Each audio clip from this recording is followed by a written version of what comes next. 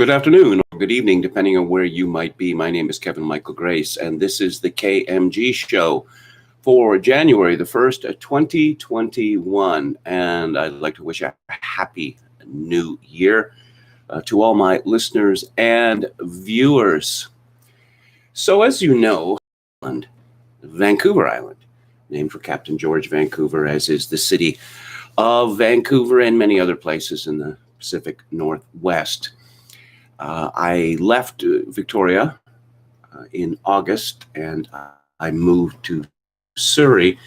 So I stopped paying attention to the situation on Vancouver Island because I didn't know if and when I would be returning. Well, so now I'm back, at least for the time being. And so I've decided to acquaint myself with Vancouver Island.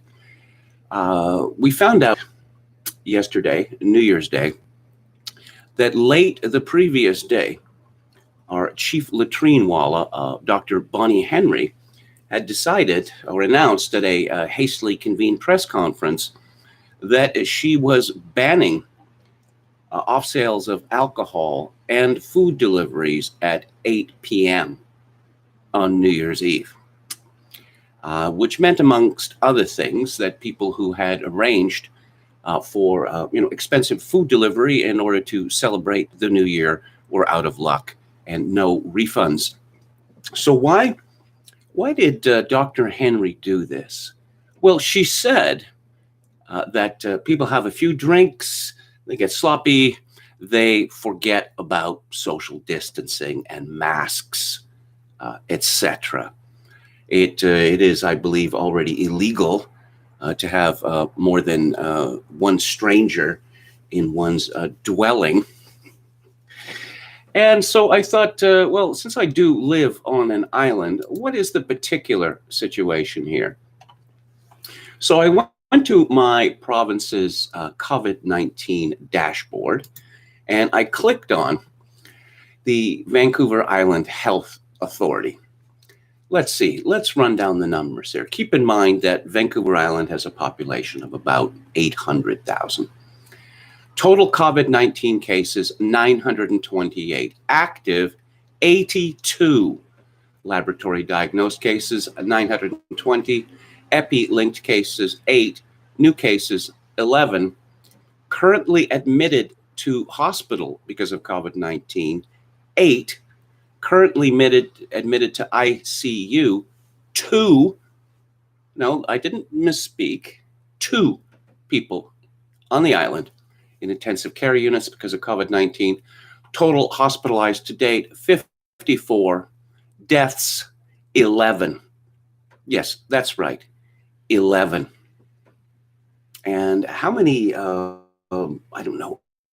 people would die of the flu or pneumonia, or even from common cold in the wet season in Victoria, which begins, September, October, and lasts until generally February or March. So I guess we are all equal. So conditions must be made equal for everyone.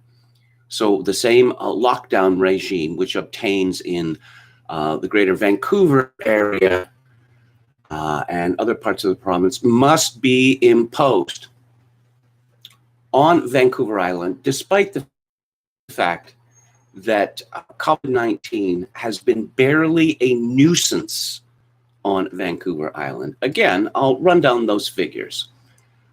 Current cases, 9. Active cases, 82. Hospitalized, 8. In ICU, 2. Deaths, 11. This should be a scandal, of course, and our elected representatives, both municipal and provincial, should be raising holy hell about this. But no, they're all signed on to the lockdown regime. Everyone must be punished, and punished equally. And that is the world that we find ourselves, not only in 2020, but in 2021. There have been a number of lockdowns of various severity in British Columbia they haven't improved the situation, but of course they have made no difference whatsoever with regard to COVID-19 on Vancouver Island, because as I say, it is barely a nuisance here. I think it's time for Vancouver Island to be its own province, or perhaps its own country, because when you hear about people talk about, oh, the great job that sad Muslim women, Jacinda Ardern, did in New Zealand, no one seems to point out that New Zealand consists of two rather smallish islands at the bottom of the South Pacific Ocean. That is to say, it is a long way from anywhere else in the world. But let's leave geography behind. Let's leave empirical evidence behind. Let's concentrate on feelings. And people have strong feelings about COVID-19. They have worked themselves up into a state of hysterical panic, and so destroyed even my little island of Vancouver Island. Let's take a look at some of the news from Vancouver Island with regard to COVID. Oh yes, 11 new COVID-19 cases confirmed in Island Health Region on New Year's Eve. Yeah, cases. And how many of these people have symptoms? We know exactly how many people have symptoms necessary for them to be admitted to hospital, 11. And how many people are in ICU? 2. Let's see, recent flights to Vancouver Island added to BCCDC exposure list. New Year's Eve health order issued in BC as 16 new COVID-19 cases found in Island Health Region. An immediate kick to the pants. Victoria pub owner reacts to NYE, New Year's Eve health order. And let's take a look at that. This is from CTV News, Vancouver Island. A last-minute restriction on the sale of alcohol on New Year's Eve by BC's provincial health officer has left many business owners and customers scrambling to adjust their holiday plans. Grant Turner, co-owner of the Yates Street Tap House in downtown Victoria, says the one-day health order that prohibits the sale of liquor past 8 p.m., and I see I was in error there, it's not just off sales, but all sales of liquor, is an unwelcome development, but not an unexpected one. Turner says his first thought when hearing about the new health order was, wow, how much more? It adds up very quickly. Every time something like this comes, especially at the last minute, it's just an immediate kick to the pants. While restaurants and establishments that offer meal services are allowed to stay open past 8 p.m., places where meals aren't served must close early on New Year's Eve. The development means that the Yates Street Tap House had to tell late-night employees that their shift had been canceled. A full shift got cut, said Turner. All our night people got cut. And I suppose a lot of these employees who got cut were looking forward to healthy tips on New Year's Eve. The move affected everyone from cooks to bartenders to servers to hosts, says Turner. Meanwhile, the house's New Year's Eve celebration plans had to be pulled. The co-owner says the pub had planned to celebrate the new year at 9 p.m. when the proverbial ball dropped in eastern Canada before the pub had to close at 10 p.m. Now, with the health order shifting last call to 8 p.m., the plan had to be tossed out the window. We couldn't really make it an event because we're not allowed events, but we were going to do something fun with the people that were here. No fun allowed on New Year's Eve. So let's see. They canceled Easter, they canceled Christmas, and then they canceled New Year's Eve because everyone must be punished regardless of the data. He added, the co-owner, that a silver lining to the health order is that it's only in effect for one day. Let's be positive about it. It's all we can do that way. Let's see. Positivity, I don't know that that accomplishes anything. How about political action? That might accomplish something. But no, we have an elected government that just decides that to turn over control of, well, our lives to Dr. Bonnie Henry. So let's get a shot of the latest panic from the Drudge Report. USA hits 20 million cases. Once a model, California now struggles to tame COVID. Oh, more evidence that lockdowns don't work. Will that make any difference to Governor Gavin Newsom? No, of course it won't. Coughing, sneezing, vomiting. Visibly ill people aren't kept off planes. Fauci says mandatory vaccines possible for travel, school. Romney floats sweeping plan. Even fewer Americans now want the stressed to brink of catastrophe.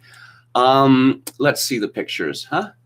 Let's see the pictures. And perhaps if people weren't being admitted to hospital in order to be given doses of treatment for COVID-19 that they could take at home, maybe that would relieve the stress on the hospitals. Nancy Pelosi's home vandalized with pig's head, fake blood. We want everything. Anger over stimulus. Andy Cohen, yes, that voice of high morality, rips New York Mayor Bill de Blasio for dancing after turning New York into a wasteland. Yes, the very tall de Blasio and his very small wife were filmed dancing at a New Year's Eve celebration place where everyone was banned from showing up. But it's good to know that Bill de Blasio and his wife are still in high spirits. That's really the most important thing. We've had a number of cases in Canada of politicians going AWOL over the Christmas holidays. The finance minister of Ontario resigned when it was discovered that he had gone to St. Bart's and had faked tweets showing him hard at work in Toronto. And meanwhile, a couple of ministers in Alberta were discovered to have fled as well. And Jason Kenney, the premier, says he's not going to fire them, but he is going to make the rules more clear. And he has banned all of members of the provincial legislature from leaving Alberta, because we can't let, our provinces have been turned into prisons, and the Karens are very happy about that. How long will this last? Well, I'll have some predictions on that shortly. Toby Young at Lockdown Skeptics writes, I'm kicking off the first update of 2021 with a comment that appeared beneath the last update of 2020. It was by Freddie Attenborough, a regular contributor to Lockdown Skeptics. Quote, to mark the last day of 2020, this post is dedicated to all those whose lives and livelihoods have been lost, diminished, or tainted by our nascent, deeply illiberal, and socially, economically, and psychologically destructive lockdown societies.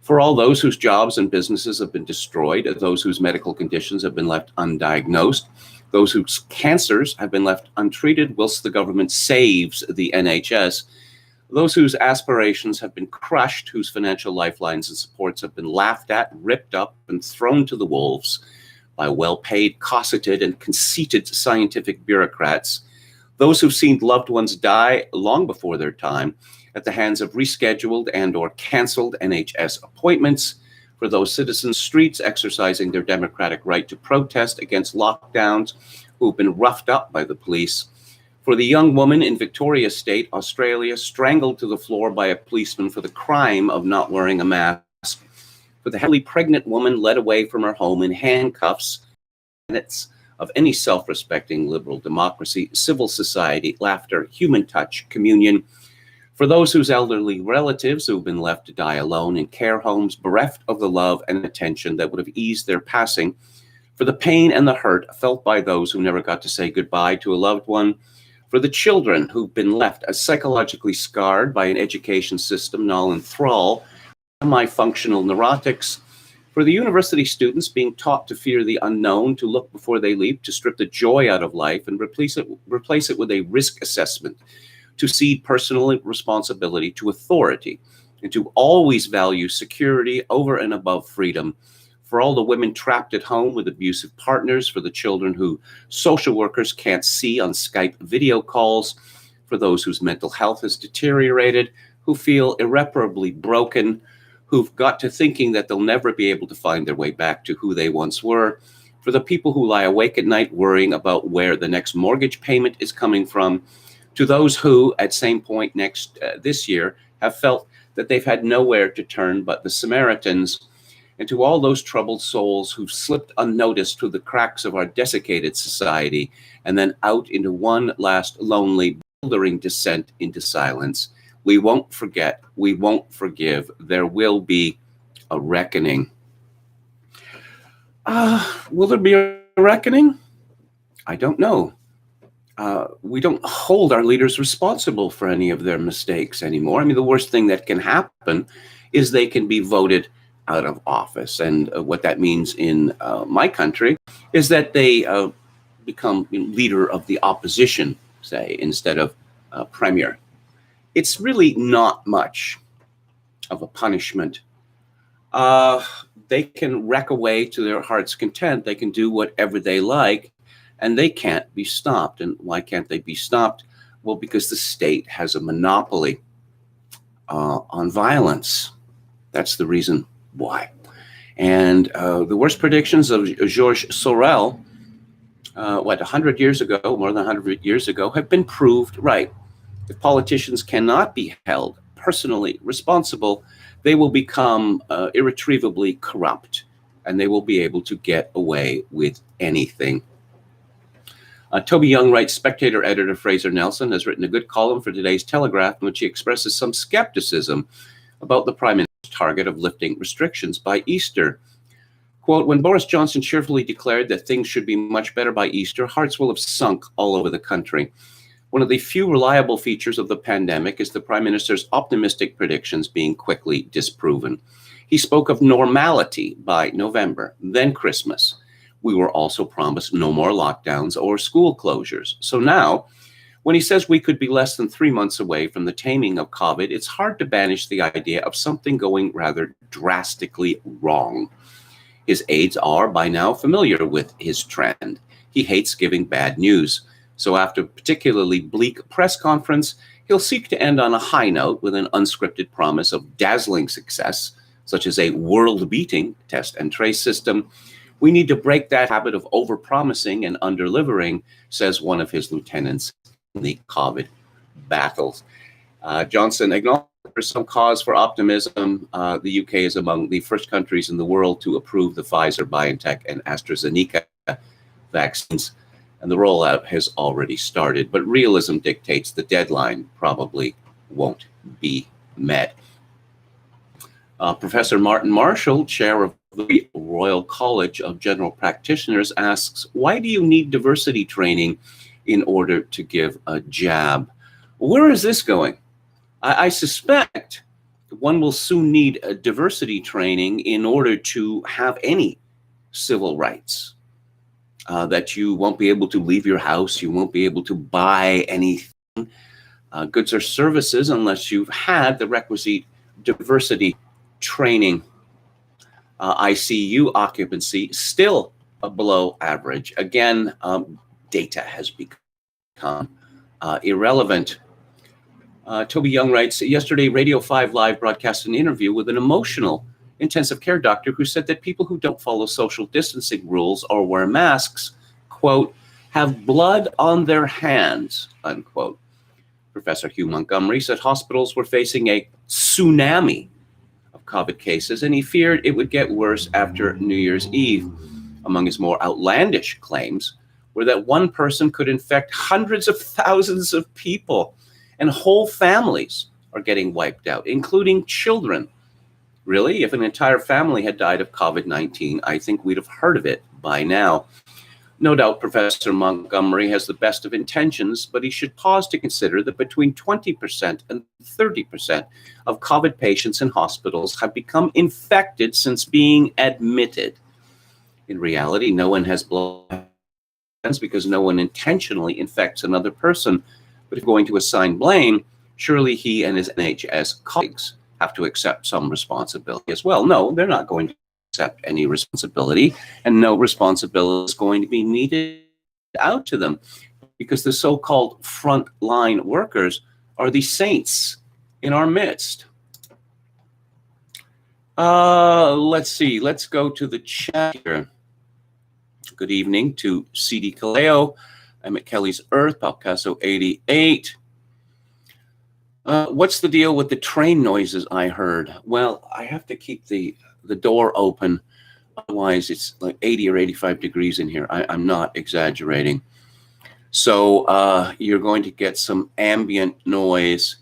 Chogokin 666 says they had fake people in the deserted Times Square last night. I kid you not. Oh, like the fake people at baseball and football stadia. It's too pathetic. Too pathetic. Again, someone asking about train tracks. Well, there are train tracks a few blocks away. I don't know that there's all that much train traffic. Someone else heard a train. David Wright says hardly a peep of resistance from legislatures of opposition to these little despots, just emboldened them. Watching KMG muted because everyone is napping is so 2021. Well, Happy New Year to you as well, Mr. Marvel. Yo Mama says, I watched 2020 end in a dark room alone watching the mayor of New Orleans dance with a giant drag queen. Emmett Kelly's Earth says they're too busy with TikTok videos to bother with decent hospital management. Yes, my hotel is overheated, Steve, insanely so, and I have no control. Thermostat changes nothing. Chogokin 666, hail the frontline twerkers. I guess we have to hail the teachers as well. Because the teachers have decided they want to get paid for not teaching. More on that in a moment.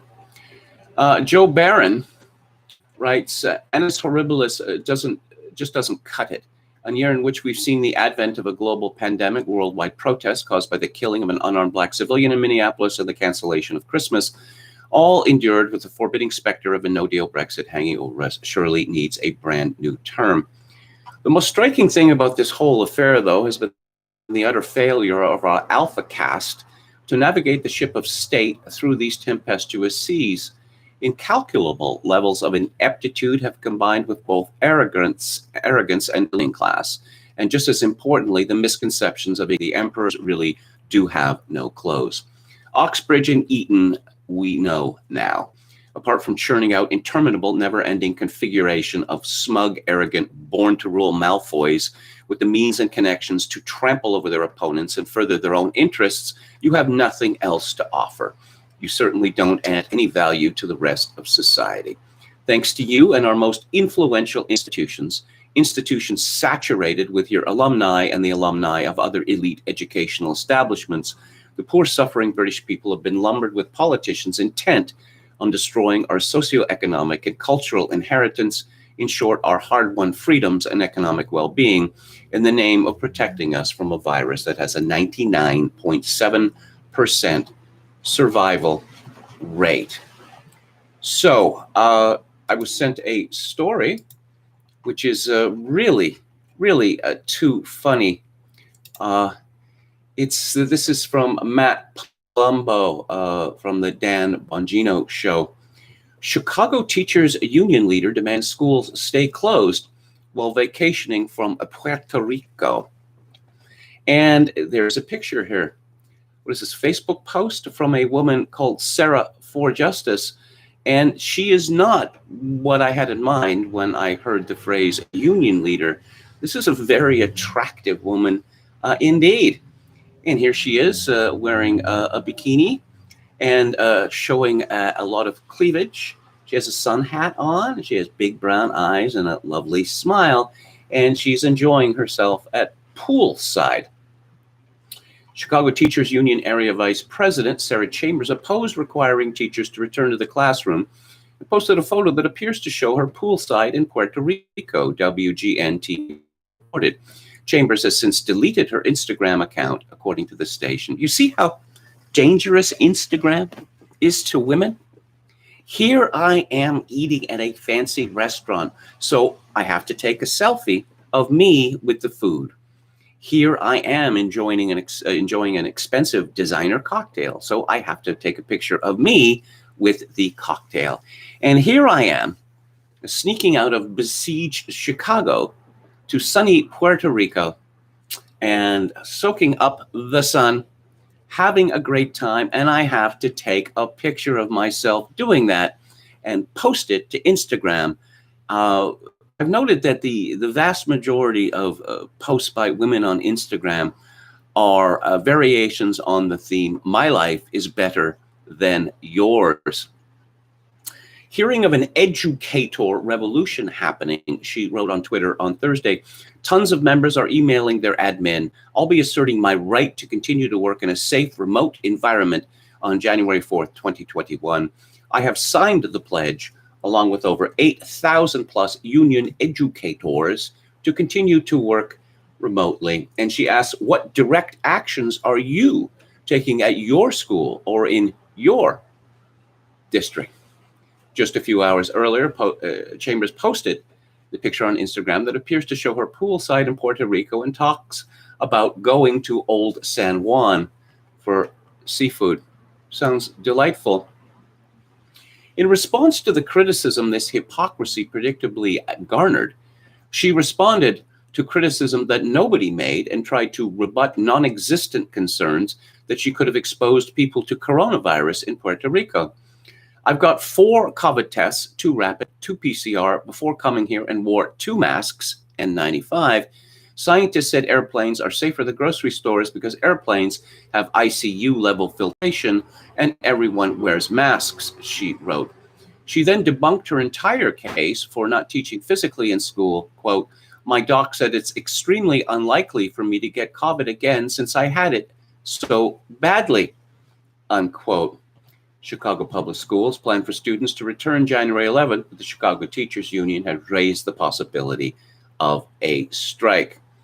That keeping schools closed in an age of coronavirus is bad policy is no secret, and it's hardly just a right-wing position. In November, Dr. Fauci said, "I think one of the things we need to do is, to the best of our capability, try to keep the kids in school. The numbers you said are true. If you look at the rate of infectivity, I mean, obviously you want to be sensitive to the safety and the health of the children and the teachers. You want to do that. Having said that, my feeling is the default position. Keep the schools open if you possibly can." And you're absolutely correct. Meanwhile, Centers for Disease Control Director Dr. Robert Redfield pushed back against closures in November, saying the infections that we've identified in schools when they've been evaluated were not acquired in schools. They were actually acquired in the community and in the household. Children are the demographic least at risk from the coronavirus. Over 50% more people above the age of 85 have died of coronavirus than those aged 0 to 64 combined. Fewer than 500 coronavirus deaths out of 217 plus thousand recorded deaths through the end of October were people aged 24 and younger. But again, data doesn't matter anymore. We live now in a post-rational world, a post-liberal world. And I'm going to talk for a little while about the extraordinary situation in the United States, whereby President Donald Trump has not conceded victory. Again, as mandated by by YouTube, I must state that Joseph Biden Jr. won the presidential election on November. So let's see what Vox Day has to say about what's happening on January the 6th. Actually, nothing new there. A lot of posts about Ben Shapiro. Box Day says Ben Shapiro has never, ever been on your side. He hates you. He hates President Trump. He hates your Christian faith. And he hates Western civilization. The littlest chicken hawk is going to try to walk back his never Trump statements after the events of the coming weeks. So don't be fooled by his lies and misrepresentations. So what does Donald Trump have to say on New Year's Day? Well, he reposts a tweet from the OAN network from a hearing in Georgia. Witnesses in Georgia say Democrats altered military ballots, with one woman saying that she saw ballot after ballot, just some batches of ballots, 100% for Joe Biden, which really doesn't seem possible. But again, I must point out that Joe Biden won the election fair and square. 3 hours ago, Trump tweeted, "Our Republican Senate just missed the opportunity to get rid of Section 230, which gives unlimited power to big tech companies. Pathetic. Now they want to give people ravaged by the China virus $600 rather than the $2,000, which they so desperately need. Not fair or smart." Again from Trump, Fox News weekend daytime is not watchable. Switching over to OANN. Kylie Jane Kramer had tweeted, "The cavalry is coming, Mr. President. January 6th, Washington, D.C., March for Trump. Stop the steal." Trump commented, "A great honor." 4 hours ago, Trump, responding to a tweet from Senator Josh Hawley of Missouri, stated, "Massive amounts of evidence will be presented on the 6th. We won big." And Twitter points out, quite reasonably, election officials have certified Joe Biden as the winner of the U.S. presidential election. The big protest rally, Trump tweets, in Washington, D.C. will take place on 11 a.m. on January 6th. Locational details to follow. Stop the seal. Again, it's my opinion that evidence at this point is irrelevant. That evidence, credible evidence, could be presented that 5 million votes were stolen or switched, 10 million, 15, 20 million. It wouldn't make any difference because it's a moot point, because Joseph Robinette Biden Jr. won the election. The means, irrelevant, completely irrelevant. He has been certified as the winner, and that's all that counts. From the Gateway Pundit, "We caught them. Pallets of fake ballots in Georgia's Fulton County were identified, filmed, and sampled before moving trucks picked them up and shredded them." Let's see. Insanity. Democrat rules package for the 117th Congress proposes removing gendered terms like father, mother, son, and daughter. Huge breaking news video released of vans removing ballots from Georgia warehouse to Sheriff Jackson's office. They got a map. He's covering up massive fraud in Georgia. Why? Rudy Giuliani fires warning shot at dirty Georgia Governor Brian Kemp. Representative Louis Gohmert files response to Department of Justice / Pence, argues VP can count GOP electors in contested states, ignore electors from others. Congress overrides President Trump's veto of $740 billion defense bill. Shocking number of frontline healthcare workers refuse COVID-19 vaccine. Patrick Byrne, in a certain state involving governor and secretary of state. Golly, I wonder what state that could be. So are we talking Georgia, Michigan? Byrne dropped a teaser on Twitter on New Year's Day. This is from Byrne on Twitter. "When Americans learn what I learned this morning from a federally certified forensic document examiner about certain ballots in certain counties in a certain state, they're going to lynch every politician involved in this scheme, starting with a certain governor and secretary of state. Everything has to go through lawyers before release. Sorry, I can only drop you appetizers." Yeah, evidence is one thing. The power to make that evidence relevant is another thing entirely. I end every live stream with talk of climate, and people may think that I'm being hyperbolic. Well, let's look at the situation in Portland, Oregon. This is from Christina Lila at Gateway Pundit. Portland Antifa celebrated New Year's Eve by hurling Molotov cocktails at the federal courthouse and destroying small businesses. According to the Portland Police Bureau, an estimated 80 to 100 people began to engage in violence on New Year's Eve. The PPB reported at least 2 Molotov cocktail-style firebombs were thrown, and large commercial-grade aerial fireworks were launched at the federal courthouse and the Justice Center. Some individuals tried to use tools to break into the Justice Center, but were not successful. Arrests were made. Information on arrests is still being compiled, and a list of those arrested will be released at a later time.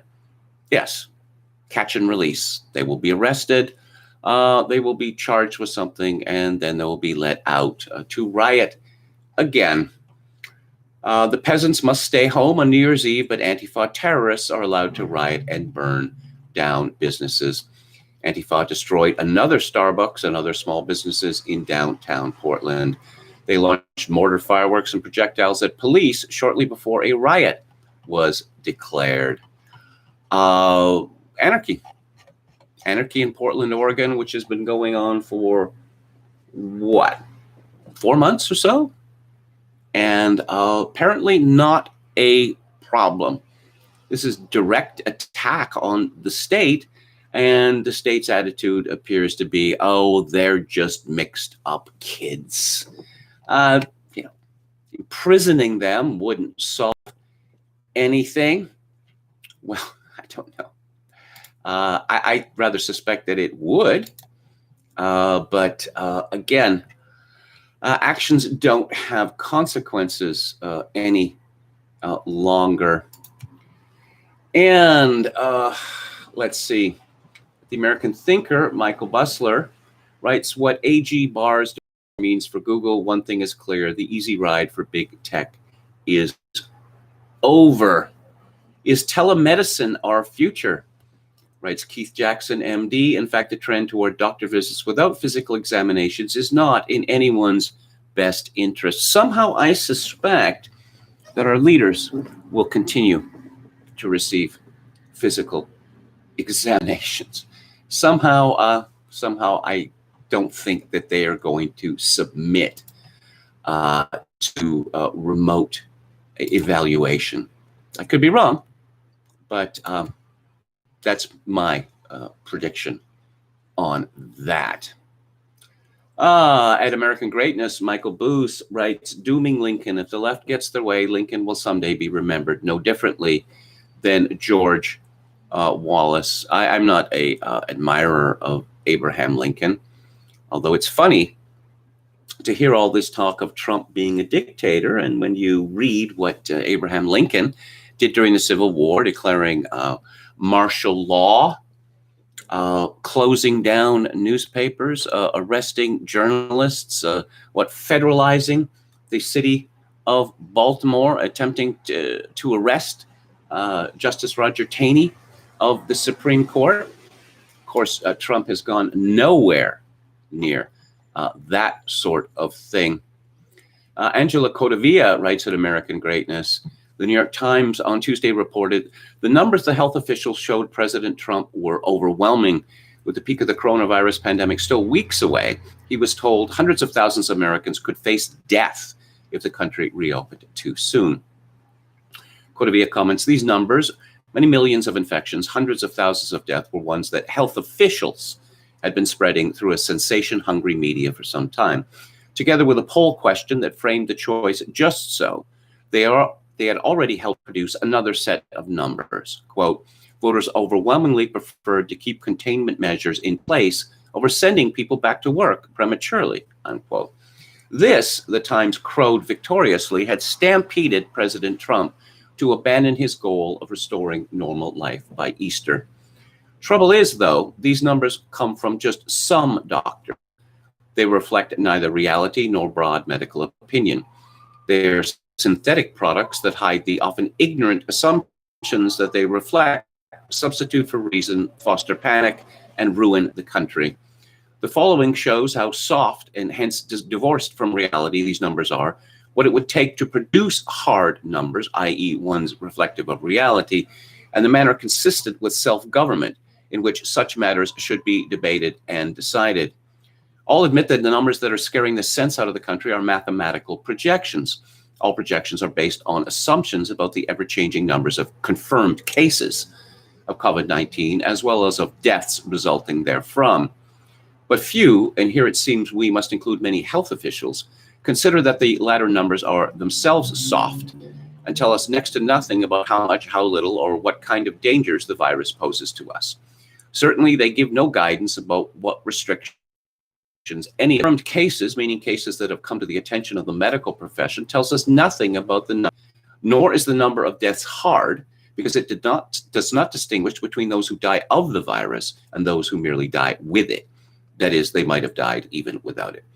To make intelligent decisions about countermeasures, we would need to have hard data about all these matters. Yet for 2 months, doctors such as Anthony Fauci have messed up millions of lives and commandeered trillions of dollars, while scaring the hell out of people and watching curves based on projections based on meaningless numbers. Watching several curves resulting from the testing that is now ongoing and that is projected to continue as the country suffers will provide only more guesses that will feed more models and more disputes. The most important fact about COVID-19 is its true mortality rate. The number of people who die of the virus divided by the number infected by it. No algorithms, simple arithmetic. In short, Fauci et al. Are showing themselves to be typical of our bureaucracy, over-credentialed, entrusted with too much power, and dangerously incompetent. Learning the true figures about precisely what danger the virus poses to whom must begin by taking into account one thing we know for sure about COVID-19, that many, if not most, of those infected by this unusually contagious virus show few or no symptoms. This suggests eventual, near universal contagion. But we don't know how many of these asymptomatic people there are. Hence, meaningful epidemiological testing must include a random representative sample of the population, regardless of whether they are presumed to be infected or not. Numbers resulting from monitoring what happens to the health of individuals in this sample over a few weeks would tell exactly what percentage of people in each category and subcategory suffer what consequences from whatever contact with the virus they happen to have. Again, going back to Vancouver Island, 11 deaths over 11. We don't need to know exactly how many of causes. It doesn't matter when you're talking about a number as small as 11 out of 800,000. But again, the data doesn't matter anymore. It simply doesn't matter. Codavia concludes, backed by the media, Fauci and company have contended that actions by anybody, ordinary citizens, elected officials, or physicians that do not follow proper bureaucratic procedures are illegitimate. Who the hell do they think they are? We belong to ourselves, not to them. Decisions affecting each and all of us rightly belong to ourselves directly and indirectly through elected representatives. Congress and the legislatures should be making decisions on the basis of open debate and recorded roll call votes. Surely, President Trump's low point came when he supported bypassing roll call votes in the passage of a $2.2 trillion bill as part of his and other executive officials' decisions to shut down the country. Making decisions on the basis of meaningless curves and bureaucratic authority rather than through open debate about hard facts followed by roll call votes is not just undemocratic. It is stupid. I have to agree that Trump should have stuck with his instinct that America was going to open on Easter Sunday. Instead, he listened to smart Alex, clever clogs like Anthony Fauci, and he suffered a great deal as a result.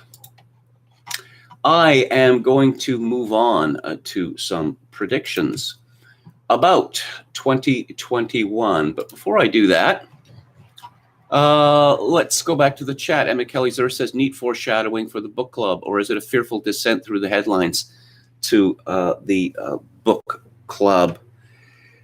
Reading Richard Weaver's Ideas Have Consequences, at the end of 2020, it's as if everything that he writes in the book is to prepare us for what happened this year. Steve says, virtual nurse will tell you to cough and wiggle your toes on Zoom, then bill you $800. Emmett Kelly's Earth, referring to Lincoln suspending the writ of habeas corpus. Yes, indeed.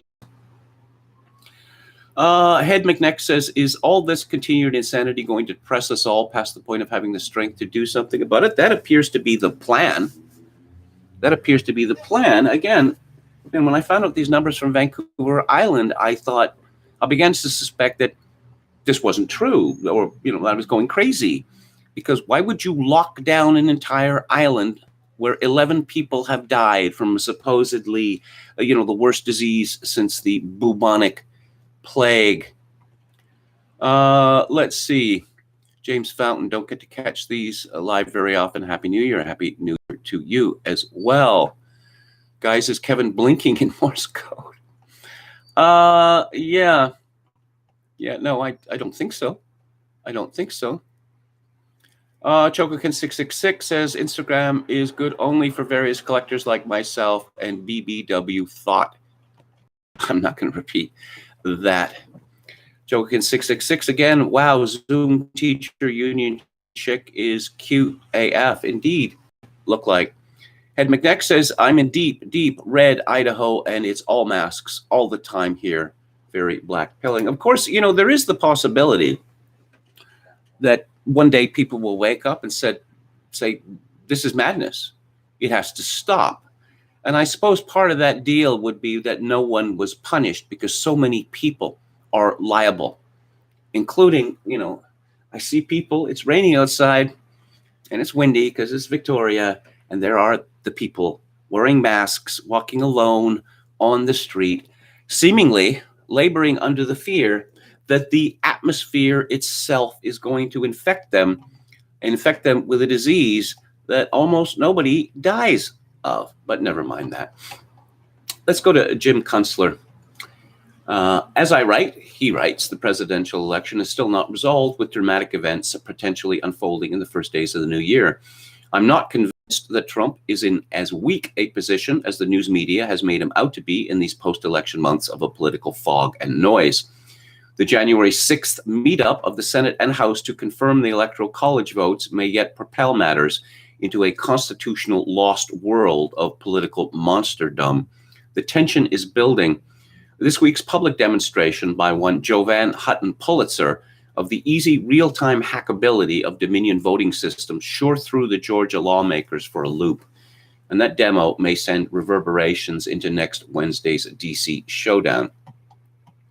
There may be some other 11th hour surprises coming from the Trump side of the playing field.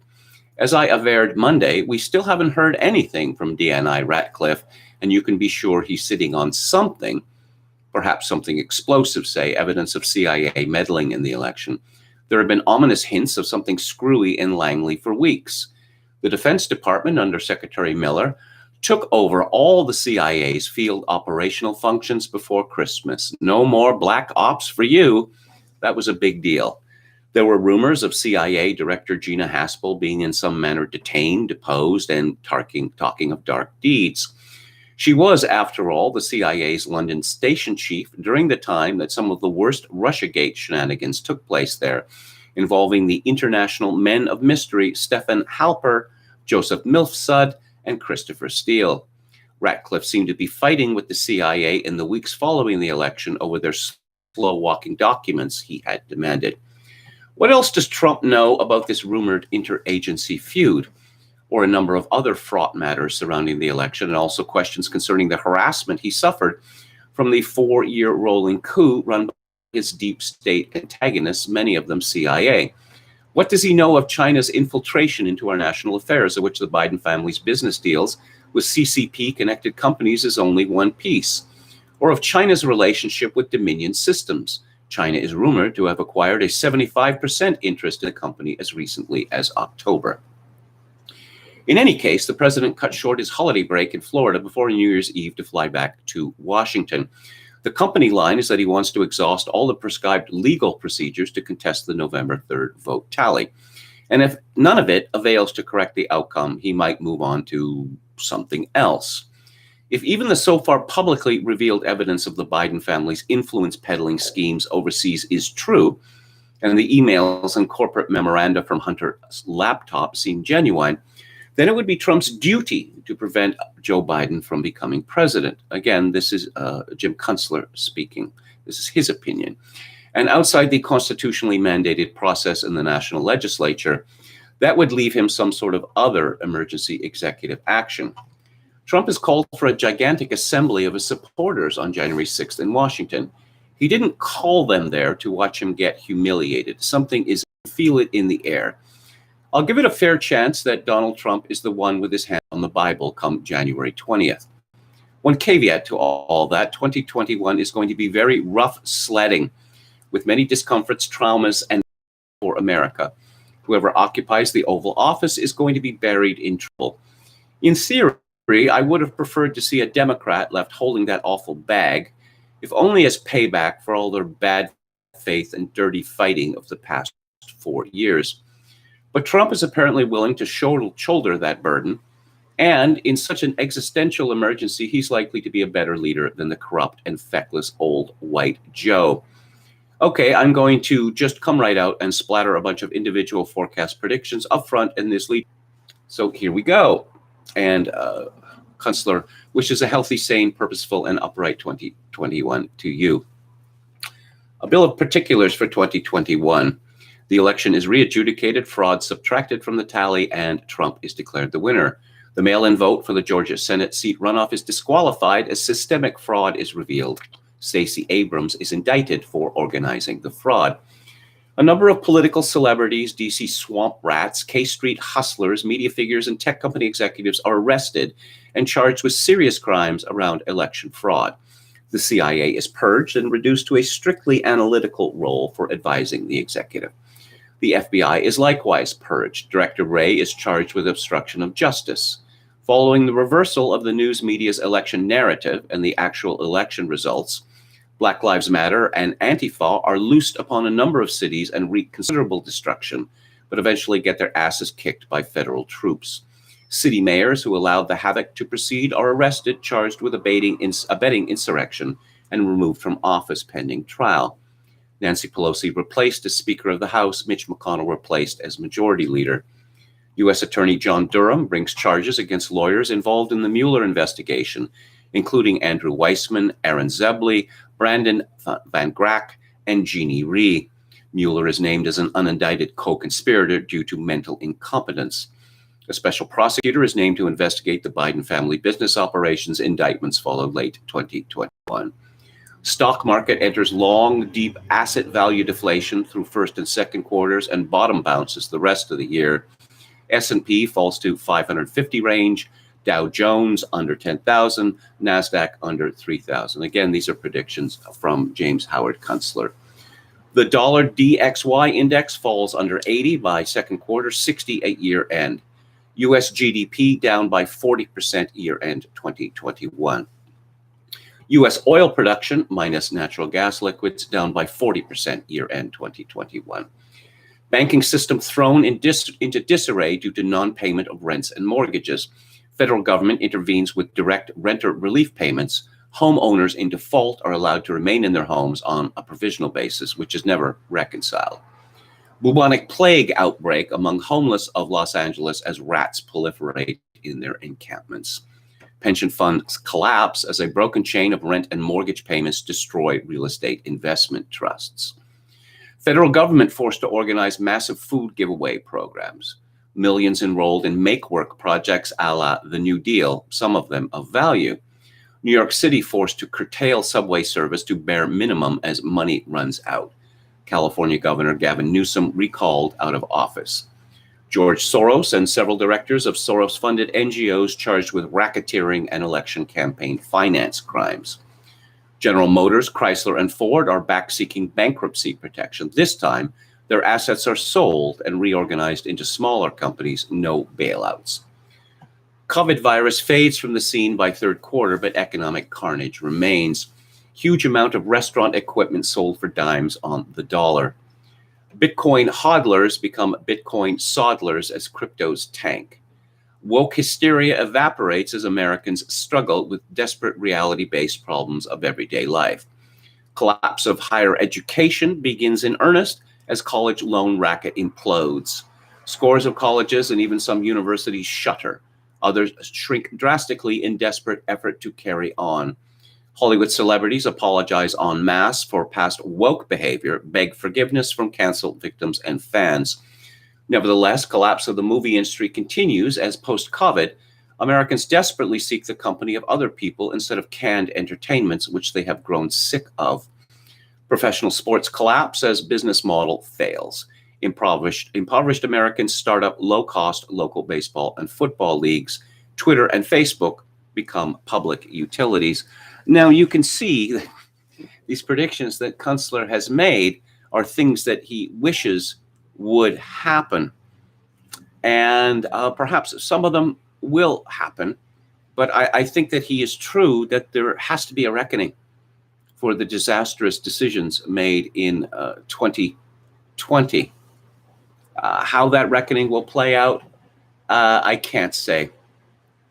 I can't, I'm not very good at short-term predictions, too many variables involved.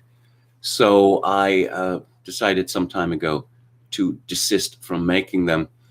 Kunstler continues, what's quite clear about the whole COVID-19 episode to date is how badly the state's government response harmed the small businesses of America that make up at least 40% of the economy. According to Bloomberg News, more than 110,000 restaurants shut down, 17% of them permanently out of business, surely with more to come with the winter lockdowns. More than 3 million employees lost their jobs in that industry alone. Data from the University of California, Santa Cruz indicates that nearly 317,000 small businesses closed between February and September, 60% for good. The nation's economic affairs were in considerable disorder before the COVID-19 virus threw things into more desperate disarray. Decades of offshoring industry decimated the working class in much of flyover country. The working class has been reduced to a demoralized, idle, and addicted class with a strikingly high suicide rate, especially for men. The situation only improved marginally under President Trump, who, after all, was bucking practically all of corporate America, who liked the benefits of offshoring just fine.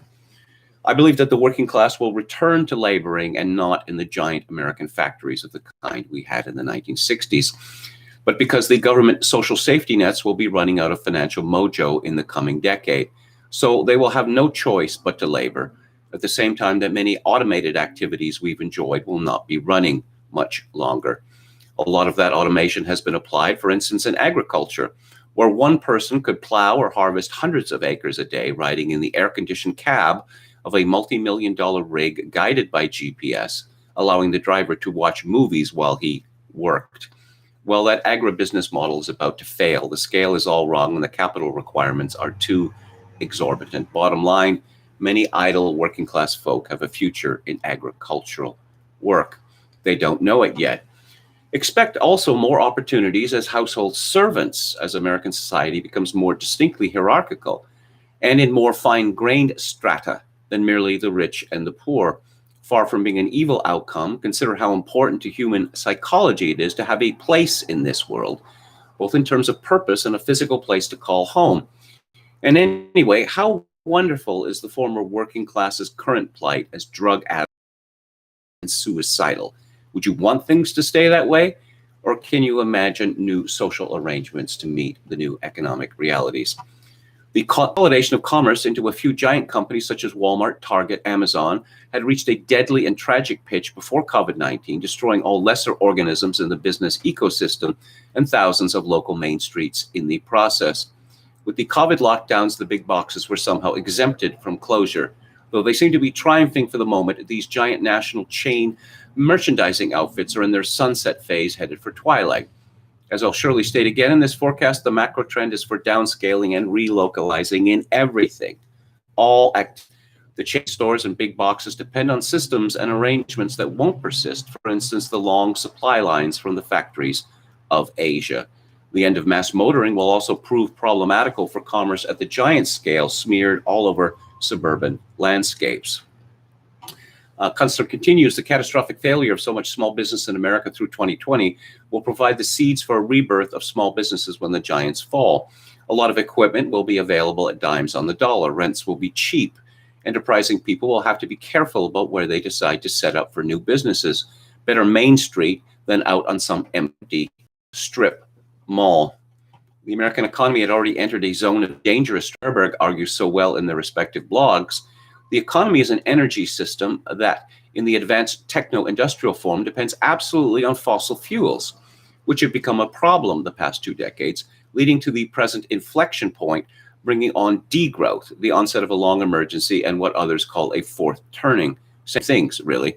We've entered a state of contraction, and it's in the nature of large economic organisms to move from contraction to collapse fairly quickly, because the complex interconnections in their systems ramify and amplify each other's failures. The virus has made it all worse and faster. And viewers might be interested in reading the book, The Collapse of Complex Societies by Tainter, which explains how often in known history complex societies have collapsed. Kunstler has had a particular interest in the oil industry for a very long time. He writes, today hardly anyone paid any attention to the oil distractions of COVID-19, the economic havoc of lockdowns, and the janky elections. The oil story is probably more important than any other single factor in the current situation, is largely responsible for America's economic mess. Everything in the USA runs on oil, and our business model for doing that is broken. Degrowth changes everything. From 2000 to 2008, we were on a downward slide with our conventional oil supply, the kind of oil where you just drill a pipe into the ground and the oil flows out, or at worst gets sucked out by a pump jack. All in all, a simple procedure. In 2008, total U.S. oil production was under 5 million barrels a day, down from the old production peak of just under 10 million barrels per day in 1970. And of course, our consumption kept going up to about 20 million barrels per day by 2008. So we were importing most of our oil then. This created terrible problems for our balance of payments in international trade, but we fudged that by pretending for decades that deficits don't matter, as Veep Dick Cheney famously put it. The result, via the recondite and pernicious operations of financialization, that is, replacing a production economy with one based on the sheer manipulation of money and its derivatives, was the 2008-9 Great Financial Crisis. This was presaged in the summer of 2008 by the price of a barrel of oil reaching just under $150, which badly strained what remained of real productive industry.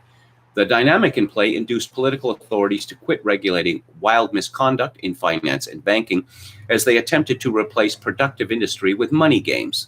These malfeasances played out most vividly in real estate and the innovative securitized mortgage bonds that were gamed to fare thee well by the banks. The abstruse crimes have been chronicled widely elsewhere, e.g. my 2012 book, Too Much Magic. But consider also that all mortgage fraud of the early 2000s was based on the last gasp of the suburban expansion, and understand that suburbia was entirely at the mercy of mass motoring, which depended on affordable oil. So oil shot up to just under $150, the economy wobbled, the banks and automobile companies had to be bailed out, and central bank interventions became normalized, including zero-interest financial reserve policy, a desperate legerdemain to keep up the appearance of a sound economic financial gestalt. And that led to the so-called shale oil miracle. It was more a stunt than a miracle, really, Kunstler argues. First, you had this suite of techniques that could be employed to goose the last bit of oil from otherwise unproductive source rock. These included computerized horizontal drilling and the injection of fluids plus chemicals to fracture the impermeable rock and release the oil. But it had not been scaled up into a major activity while the easier pickings were good. It was way different from the old simple method of drilling a pipe in the ground and letting it flow out of permeable rock. The old simple method cost about $500,000 in current dollars per well to drill and start the oil flowing. Shale oil, with all its complications, costs between $6 to $12 million per well. The old 1960s conventional oil wells produced thousands of barrels a day for decades. The new shale wells produced maybe 100 odd barrels a day for the first year, and they were done after 4 years. The depletion rate was horrendous. Shale oil was made possible by the Federal Reserve's ultra-low interest, easy lending policies. They made a lot of cheap capital available, and hundreds of billions migrated to the new shale oil plays in expectation that they would produce excellent, steady revenues. Big institutional investors like pension funds and insurance companies especially were looking for reliable revenue, with bond interest rates so low due to Fed policy. They thought they'd be swimming in shale oil company dividends and revenue streams from loans to shale drillers that paid better than U.S. Treasury bonds. One thing for sure, they thought, America wasn't going to stop needing lots of oil. So shale oil seemed like a sure thing. Except that after a few years, it turned out that nobody was making any money producing shale oil. It just cost so damn much to get that stuff out of the ground. And the depletion rate was so savage that you had to drill and re-drill incessantly. And what was worse, the economy had evolved to the stage where there was no sweet spot for oil prices. Oil over $75 destroyed the business model for productive industrial activities that relied on cheap oil, while oil under $75 destroyed oil companies because they couldn't make a profit at the wellhead. The melodrama played out over 10 years through several rounds of Fed quantitative easing, money creation from nowhere, and relentless run-ups of government deficits. The oil companies themselves were caught in a Red Queen syndrome, as a reference to Alice Through the Looking Glass, in which they were producing as much and as fast as they could just to keep their cash flow to make loan repayments without generating any profits, and quite a few companies couldn't even keep up with their loan repayments, so shale was a total bust for them, and they went bankrupt. It all came to a head in early 2020. Just before COVID-19 hit, shale oil production stood at over 9 million barrels a day, with a of nearly 13 million barrels a day. U.S. oil production, a new record. That was 3 million, higher than the previous peak of 1970 at just under 10 million, quite a feat. Added to that was just under 5 million barrels per day in natural gas liquids. Daily U.S. consumption was around 20 million barrels per day. Heading into 2020, it fell briefly during the initial COVID panic to around 15 million and bounced back to a little around 18 million in the fall of 2020. So production appeared to be basically equal to consumption. However, the quality of the oil skewed the equation of oil independence. Shale oil tended to be ultra-light oil, composed mostly of gasoline-grade distillates. Fine, America uses a lot of gasoline. Trouble is, shale oil contains little but crucial heavier distillates: diesel fuel, which the trucking industry and heavy machinery depends on, aviation fuel, and bunker fuel, a heavy oil fuel for home heating and ships' engines. The bottom line was that the U.S. had to swap a lot of gasoline to other countries to get heavier distillates to keep the economy going. It worked, but it was awkward and involved a tremendous amount of transport. So America's oil situation coming out of 2019 was superficially stable but fragile. Entering 2020, shale oil production was in collapse. The lack of profitability finally caught up with the industry. Investors finally noticed that the shale oil producers couldn't make money. At one fluky point, in the COVID-19 spring of 2020, the oil markets became so disordered by collapsing demand that oil on the futures market cratered to a surreal negative $40 a barrel. It soon corrected to the positive $30 to $40 range, which was nearly not enough for the shale oil business to turn a profit. Consequently, the companies could not get new financing to continue their Red Queen operations, and without new financing, they could not keep up cash flow, and they crapped out. 36 producers filed for bankruptcy in 2020, including Chesapeake, Oasis, Lone Star, Ultra, Whiting, and Chaparral. Oilfield service companies that are subcontracted to perform the drilling and fracking have also gone bust. As for transitioning into a sustainable economy powered by renewables, such as solar and wind power, that just ain't going to happen.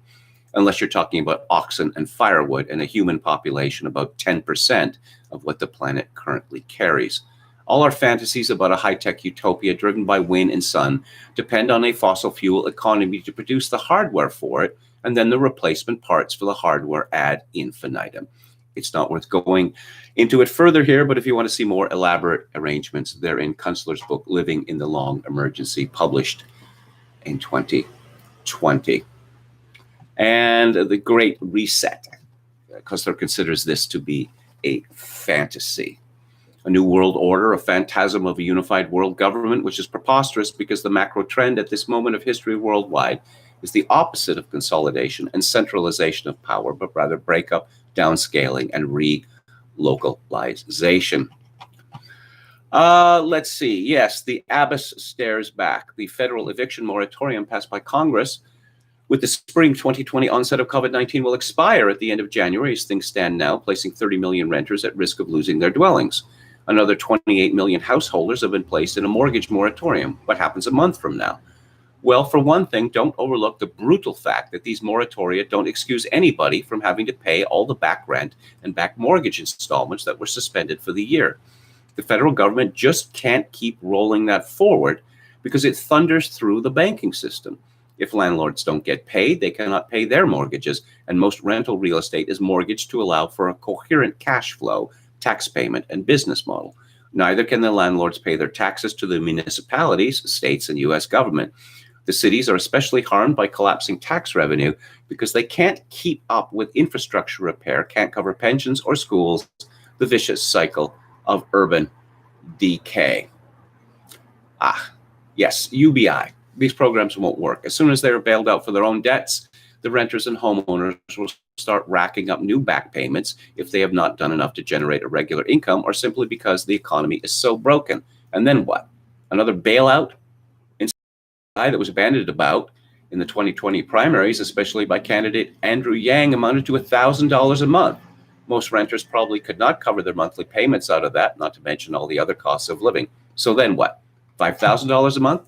If you're going to give away large sums of money for nothing, why not just make every impoverished American a millionaire and then watch the price of a Dunkin' Donut go up to $150 million?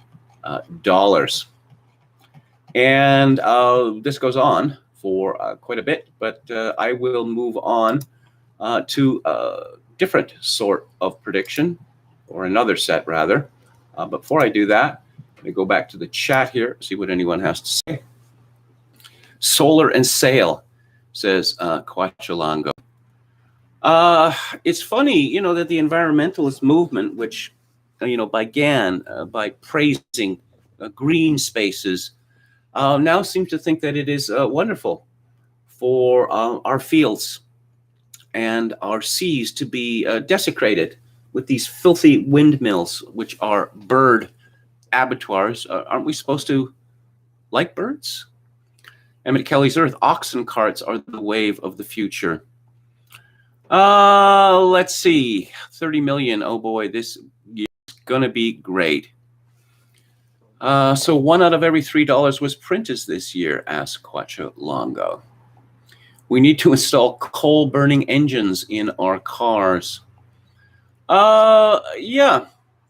I don't know. I mean, if you look at predictions, typical predictions, as Marshall McLuhan pointed out many years ago, what most of these people do is they simply extrapolate from current trends. Well, what if something changes?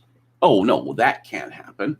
Okay, if economies would be brought to a near standstill because of a disease that hardly killed anyone, you would have called me crazy, and rightfully so, but that is exactly what has happened. Exactly what has happened. All sorts of, with the Arab Spring in North Africa. A Tunisian street vendor sets himself on fire, and suddenly the whole region is on fire. This is the sort of thing that one can't, this is one thing that one can't predict. Our Finnish friend Jaakko Raipala says Kunstler is a good writer, but his track record of doomsday predictions is terrible.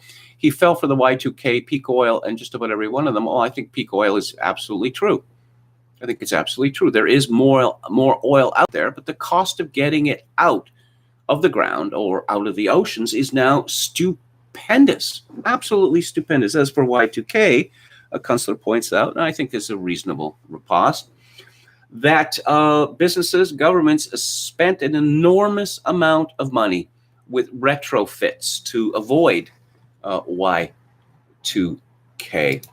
So let's see what William Briggs has to say, his predictions. I don't see any tumultuous event. Rather, I foresee our inexorable slide toward the pit to continue, falling faster at times, stalled temporarily on occasion. Our elite has entered the steal everything in sight phase of our fall. The majority doesn't yet see or believe this, which means the getting will be good for some time. By the time most realize what has happened, it will be too late. The corona doom panic must fade after the typical wholly expected peak in deaths in the next 2 weeks or so. The vaccine will help. The elite taking credit for the natural subsiding will be nauseating.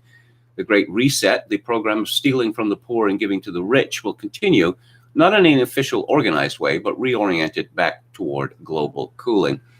Specific testable predictions. Given the worst happens and the election theft goes unpunished, which is most likely, I see an internecine war between the powers upholding Biden and those behind Kamala. Whatever. Biden still has fight in him on the days he remembers who he is, and he has more experience, so he'll draw first blood while issuing proclamations of effusive praise about Black Lady. Her promotion to the sacred race from Indian will become complete. Her side wins in the end, though, because there aren't enough drugs to keep Biden's corpse propped up. More from William Briggs, the GOP. But they will begin a massive new fundraising scheme to warn how awful the world will be without them. Sadly, many will be duped. We will go through a succession of at least 3 political saviors, all of whom will turn out to be like Dan Crenshaw with 2 eye patches. The corpse that was Biden says he'll ask Americans, as part of their patriotic duty, to wear a mask for his first and last 100 days. I can think of nothing that will break the spell of the cult of the mask than this. Can he really think that he is that beloved that people will follow him? The blowback from his effrontery will be the first good news of 2021. The Supreme Court now has 3 lockstep leftist ideologues whose votes may be forecast with unerring accuracy on any question: 4 center-left progressives and 2 conservatives. Breyer, one of the ideologues who will be 83 next year, will likely let himself be replaced. They will be tempted to pick a man who thinks he's a woman, but they'll end up with a man who will either be of no color or he will be a sexual pervert in some public way. Tony Bobulinski, COVID, should the election be stolen. Again, I must point out that the election was not stolen, that Joseph Robinette Biden Jr. won fair and square and occupies the office of president-elect. Final prediction from William Briggs. The best prediction of all is that a miracle happens, the election is not stolen, and we wake up on 21st of January with hearts full of joy, laughter, and song. God bless us, everyone. So let's see what the Z-Man has to say.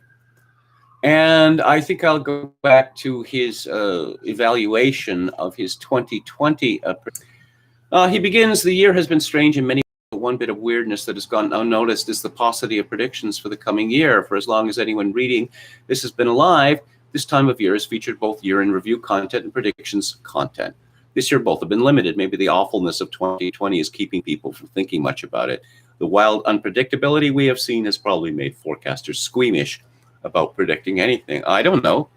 The polling companies still seem to be in business, despite their disastrous and perhaps planned failure at predicting the 2020 election.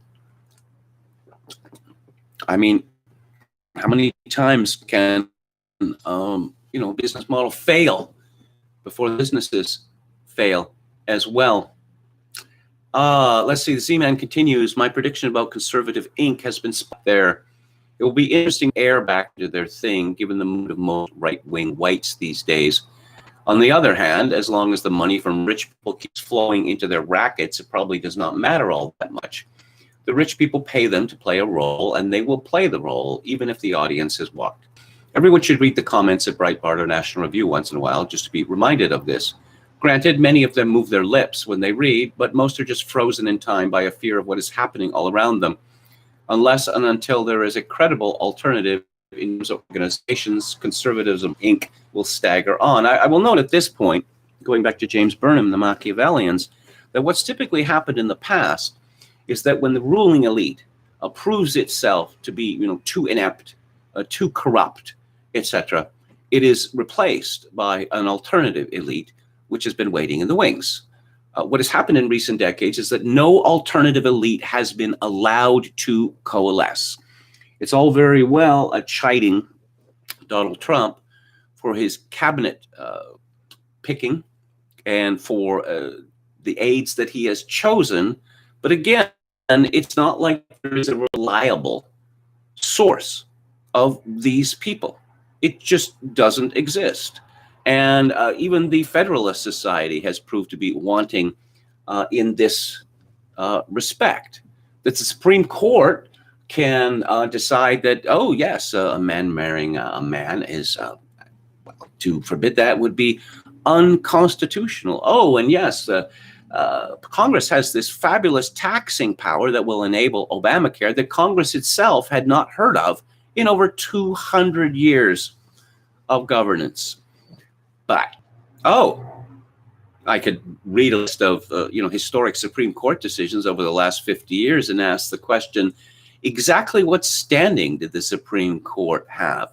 And they'll mutter something about the Commerce Clause or emanations from a penumbra. Let's see. Z-Man continues. The impeachment fiasco played out as predicted, but that was easy money, so no victory lap either. The real shocker is in how the whole thing was thrown down the memory hole so quickly. No one talks about it. It's like us, but then it is forgotten. The Democrats danced around with a lampshade on their heads, and after it was over, everyone forgot about it. Now, the big hit was the bar stuff. It was amazing how long so many people thought something would happen with that charade for so long. The omens were mostly wrong in the election. Net out the obvious fraud and the results would have been lying more than implausible just a year ago. It is shocking to think about how much has changed in just 12 months. This time last year, people were planning vacations, walking around with no curfew, having people over to their homes.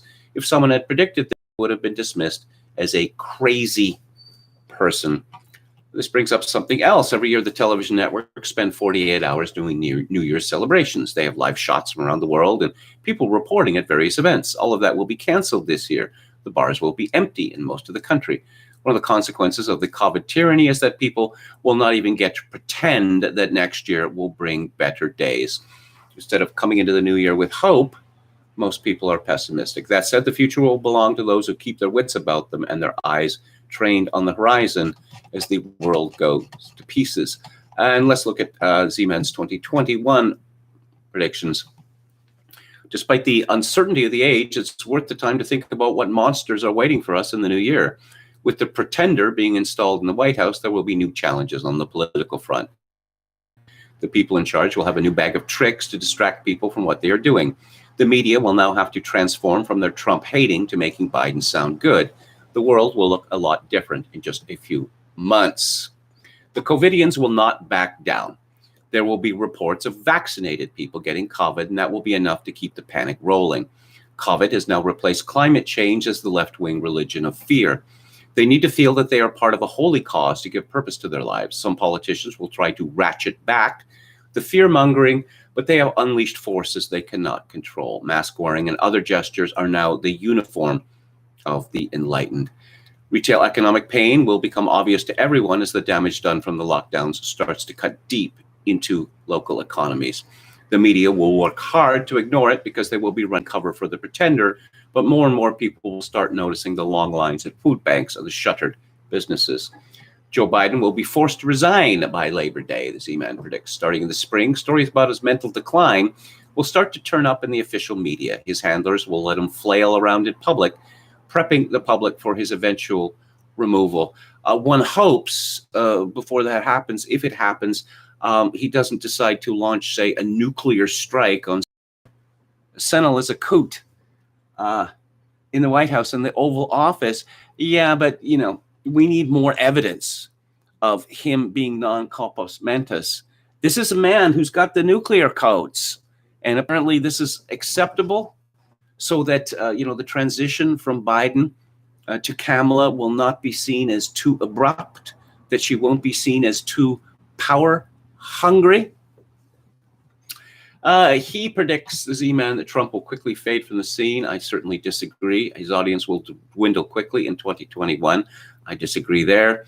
There's also the fact that his fan base is ready to move on from Trump. No, I do not think so. And in any event, Trump has founded a new political movement in America, which we will call Trumpism.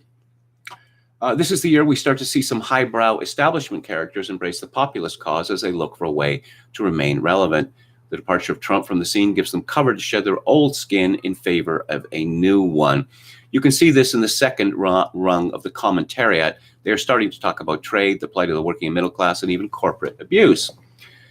Once the pieces are on board in Washington and a new round of looting can begin, look for the Republicans to work hard to share the blame for the coming economic troubles with the Democrats. The sinking of the COVID money by Turtle Man was a preview of what we can expect. And Z-Man says we can expect the Republicans to make another push for amnesty in 2021. The cheap labor lobbies are salivating at the prospect of unlimited cheap labor. The GOP brain trust is convinced that they can remove the troublesome immigration issue for good by putting through an amnesty and expanded foreign worker visas. Finally, we begin to see changing the guard in the dissident space. The old sort of white identity politics that started in the last century will continue to fade away.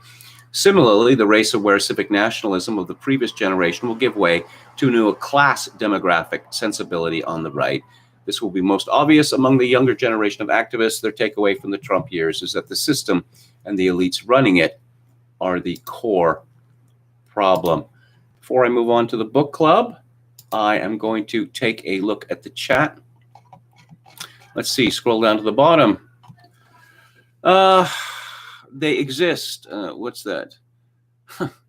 Let's see, when it comes to polling, the public is the product. Yes, yes, yes. Sarcasm police coming for you, Kevin. Yeah, I can't do anything about that. You know, I broadcasting under certain constraints. Cultural vibrancy, sounds of nature coming through the door. Yes, yes, indeed. The police are at this motel, which has been turned into a flop house for homeless people there so often they might as well just open a permanent office there. And there are security guards patrolling the grounds at all times in their fluorescent yellow jackets. And obscene abuse is regularly screamed at them by the beneficiaries of Victoria's largesse. Half Galician says the cost of extracting it is only high relative to current market price. Peak oil didn't come to be. Yeah, I think that Kunstler is absolutely right when he talks about the $75 device, and the economy begins to shrink in a real hurry. But when it falls below that, the oil companies just can't make any money. Now, the CEO of Exxon, what was his name, Rex something or other, who became Trump's first Secretary of State, he was quoted as saying, well, it was 5-6 years ago, or whatever, he said even at $100 a barrel, that shale operations were losing money hand over fist for Exxon. It makes no economic sense, none whatsoever, and it never really has. Okay, so yeah, let's move on to the book club. And our book today is called Ideas Have Consequences, and I am referring to the so-called expanded edition with a new foreword by Roger Kimball. And this book was originally published in 1948, and this is a new edition published in 2013 by the University of Chicago. First, a few words about Richard M. Weaver. He was born in 1910 and died in 1963. He was what they call a Southern agrarian, and so it is rather ironic that he spent his university career at the University of Chicago, a city that he hated. He was a exceedingly intelligent man who was tremendously influenced in his youth by people like John Crowe Ransom and Eric Voegelin, Cleanth Brooks, Robert Penn Warren. And he, well, I'll mention that at the time of his death from a stroke at 53, he was about to take up a position at Vanderbilt University. The idea that has the consequences, the grave consequences, in the title of the book. Well, he wanted to call the book "The Fearful Descent," and his publisher said no. The idea is nominalism, which comes from William of Ockham, medieval scholar. There are no universals, only particulars. And Weaver sees from this the collapse, no less than the collapse of civilization. I should mention that Roger Kimball's introduction to this book, it's good in the sense that it explicates Weaver's ideas, provides a lot of information. I have to say it's rather patronizing because he ends with the conclusion that, well, if a Renaissance is going to require the abandonment of nominalism, well, that's not going to happen. Well, if that's what it takes, then that's what it will take. Let's see. Weaver said in 1962, the past shows unvaryingly that when a people's freedom disappears, it does not go with a bang, but in silence amid the comfort of being cared for. Does this sound like COVID-19 to you? That is the dire peril in the present trend towards statism. If freedom is not found accompanied by a willingness to resist and to reject favors, rather than to give up what is intangible but precarious, it will not long be found at all. Yes, and we're seeing the working out of that. Kimball concludes, I think that Weaver's analysis is not so much wrong as radically incomplete. He speaks of hysterical optimism, and rightly. It is not, however, the only form of hysteria on offer. Irving Kristol famously said that a neoconservative is a liberal mugged by reality. Weaver might be described as a socialist repelled by modernity. You don't have to be Karl Marx to recognize that capitalism is a powerful solvent of tradition. Moralists have inveighed against luxury ever since there was luxury to tempt us. But capitalism and the free markets which feed it drastically ups the ante. Capitalism is an unparalleled engine of wealth. It is also an unparalleled engine of freedom, but that freedom has two faces: increased choice and increased dislocation. Weaver lamented the latter and blamed the former. Weaver said that his core belief resolved around the recognition that man in this world cannot make his will his law without any regard to limits and to the fixed nature of things.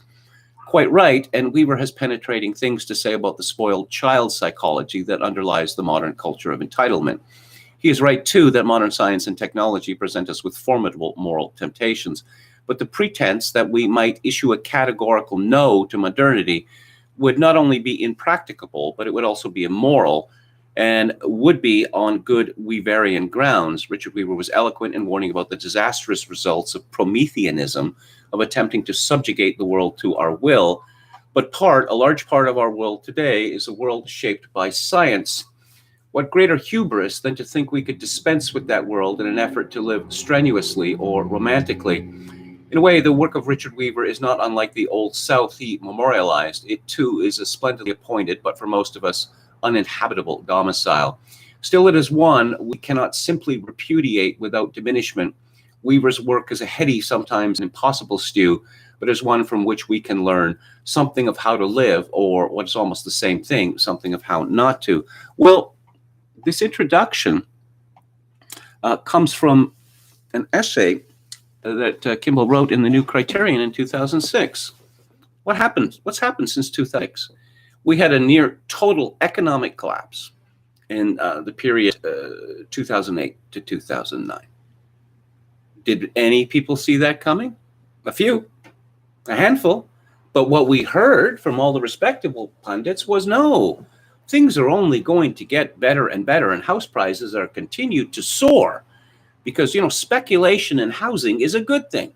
How could speculation, financial speculation, ever be a bad thing? Anyone who would make that claim is probably a communist. Furthermore, the banks have been wholly responsible in giving mortgages to people, and to suggest otherwise, how could you impugn our banks? The banks are working for the best interests of the people. Okay, and so what has happened in 2020? Well, a very small shock, very, very small shock, that is to say, the coronavirus, resulted in hysterical panic and crippling damage to economies all over the world with no end in sight. And I'm going to suggest that a tiny shock resulting in such damage suggests that the capitalist system, if you will, is nowhere near as robust as Roger Kimball saw in 2006. So he begins his book, Weaver, so let me adjust the font here, by explaining it's another book about the dissolution of the West. I attempt two things not commonly found in the growing literature of the subject, an account of that decline based not on analogy, but on deduction. It is here the assumption that the world is intelligible and that man is free, and that those consequences we are now expiating are the product not of biological or other necessity, but of unintelligent choice. Second, I go so far as to propound, if not a whole solution, at least the beginning of one, in the belief that man should not follow a scientific analysis with a plea of moral impotence. We could ask, what has happened to science? That we have so-called scientists or scientific bureaucrats using fantastical models, which it's baked into the cake that they're all going to predict disaster. And when that disaster does not occur, a whole host of excuses are trotted out to explain these ridiculous predictions. That we have scientists saying things which are obviously untrue. And worse than that, we have scientists assuming the mantle of dictators, that they are not here to advise us, they are here to rule us. And I suppose that this is the end, the final end to scientism. Weaver writes, if you seek the monument to our folly, look around you. Keep in mind this book was written in 1948. In our own day, we have seen cities obliterated and ancient faiths stricken. Words of Matthew, whether we are not faced with great tribulation, such as was not since the beginning of the world, we have for many years moved with a brash confidence that man has achieved a position of independence which rendered the ancient restraints needless. Now, in the first half of the 20th century, at the height of modern progress, we behold unprecedented outbreaks of hatred and violence. We have seen whole nations desolated by war and turned into penal camps by their conquerors. We find half of mankind looking upon the other half as criminal. Everywhere occur symptoms of mass psychosis. Most portentous of all, there appear to be diverging bases of value, so that our single planetary globe is mocked by worlds of different understanding. These signs of disintegration arouse fear, and fear leads to desperate unilateral efforts towards survival, which only forward the process. Like Macbeth, Western man made an evil decision, which has become the efficient and final cause of other evil decisions. Have we forgotten our encounter with the witches on the heath? It occurred in the late 14th century, and what the witches said to the protagonist of this drama was that man could realize himself more fully if he would only abandon his belief in the existence of transcendentals. The powers of darkness were working subtly, as always, and they couched this proposition in the seemingly innocent form of an attack upon universals. Realism in the great medieval debate was the crucial event in the history of Western culture. For this reason, I turn to William Ockham as the best representative of change which came over man's conception of reality at this historic juncture.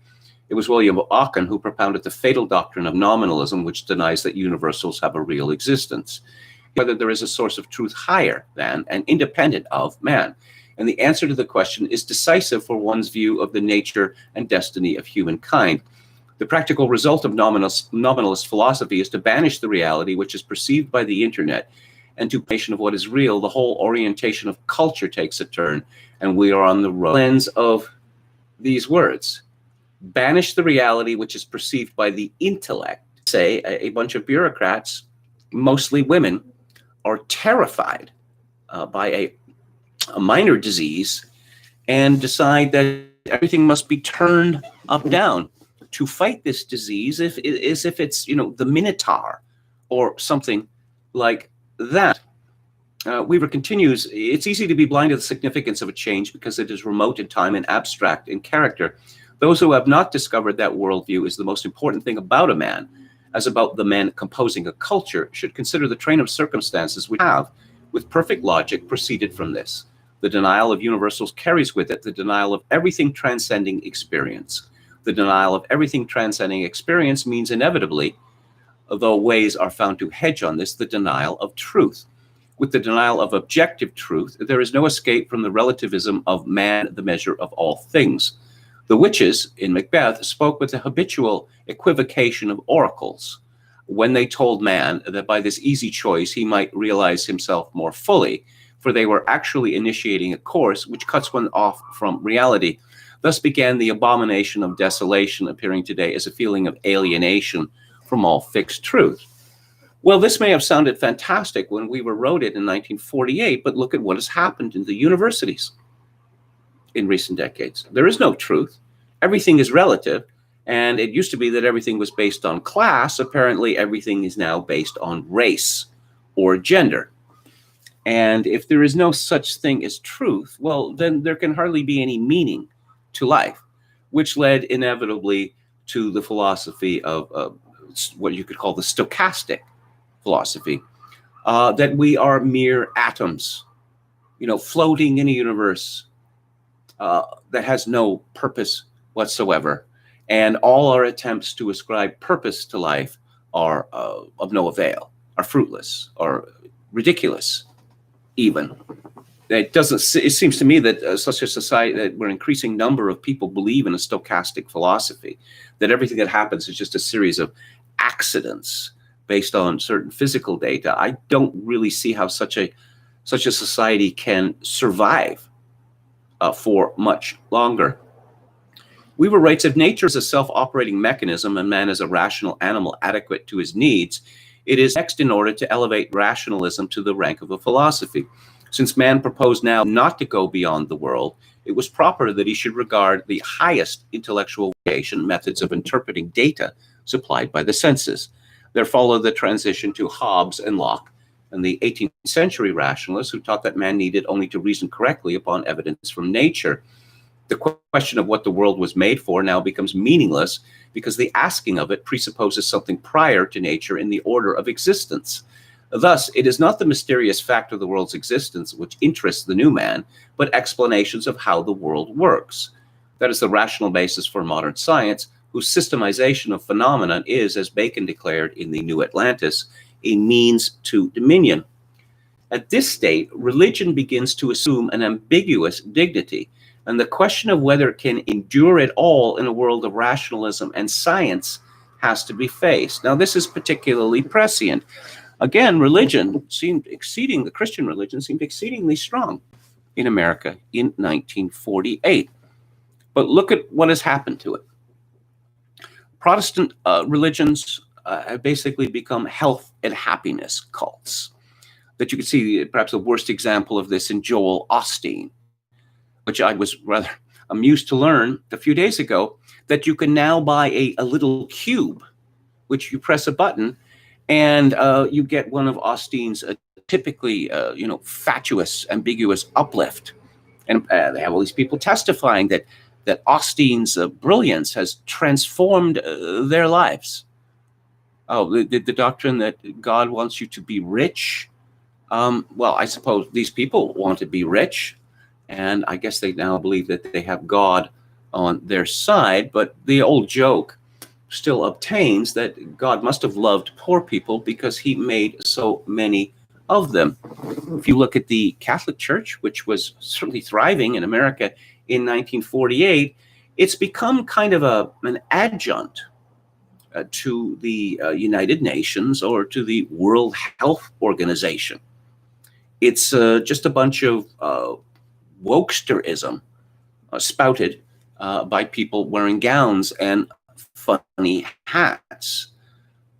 There is hardly anything transcendental about it at all. And the current Pope, he speaks outright heresy on a regular basis. And what we hear is, no, you can't. We can't do anything about this because the Holy Spirit or something like that. Such has been the decline of religion because in a rational world, in a world which is based on rationalism, religion seems ridiculous.